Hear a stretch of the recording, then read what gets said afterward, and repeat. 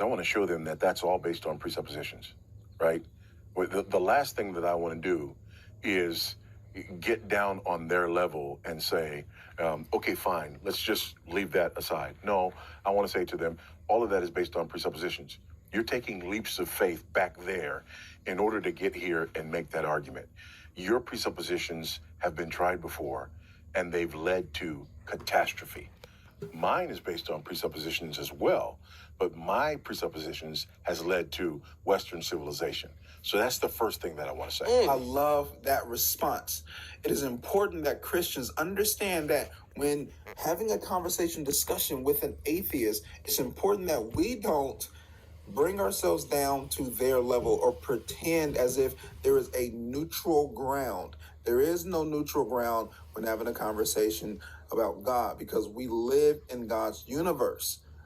Everything atheists claim, they're presupposing. Let me give you the definition of a presupposition. It is a thing tactfully assumed beforehand at the beginning of a line of argument or course of action.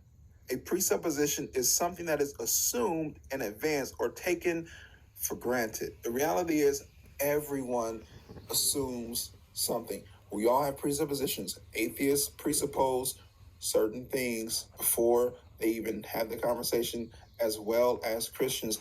The question is, which presupposition best explains reality? Relativism, subjectivism, or God and his nature, morality, logic, physics, science? All those things are an extension of his nature, and we can apprehend these things because God is the objective reference point. Our presupposition, the Christian presuppositions, have led to civilized world. If Christianity did not exist, if there was no presupposition, there was no God, everything would be anarchy, or like in the animal kingdom, only the strong survive. They make the rules. They rule the world. We would be just like the animal kingdom, like chimpanzees, how they rule their kingdom. That's how humanity would be if there were no God. And God has given all of us a conscience and a awareness of something outside of ourselves. Animals have consciousness, but they're not conscious of a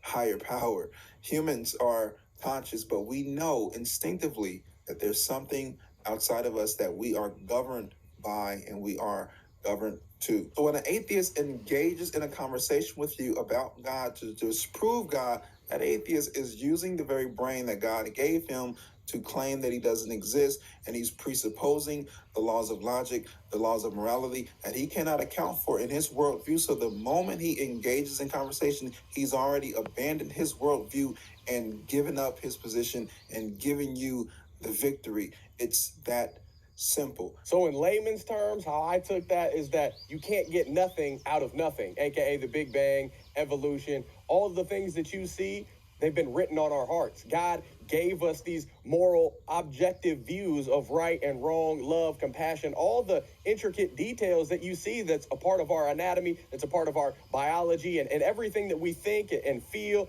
and what we strive for, goals and ambitions. It's because we have purpose. It's because we have meaning. We're able to dissect why we do this, or why this is wrong, or that's acceptable and that's viewed as you know what I'm saying?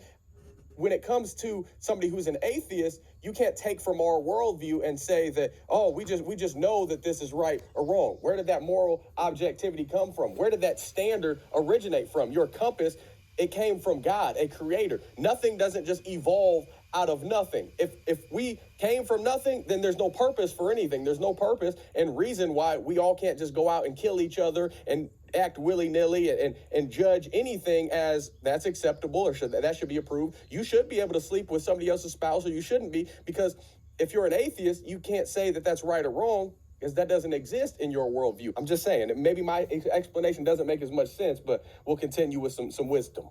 The other thing that I want to say is, I'm not coming at this blind, right? I choose to believe the Bible because it's a reliable collection of historical documents written by eyewitnesses during the lifetime of other eyewitnesses. They report supernatural events that took place in fulfillment of specific prophecies, and they claim that their writings are divine rather than human in origin. So, again, this is not just, close your eyes and hope you feel something, type stuff. We do not have a God who calls upon us for blind faith. We have a God who speaks. We have a God who has revealed himself. People will say, Whew, argue that, man. Argue that.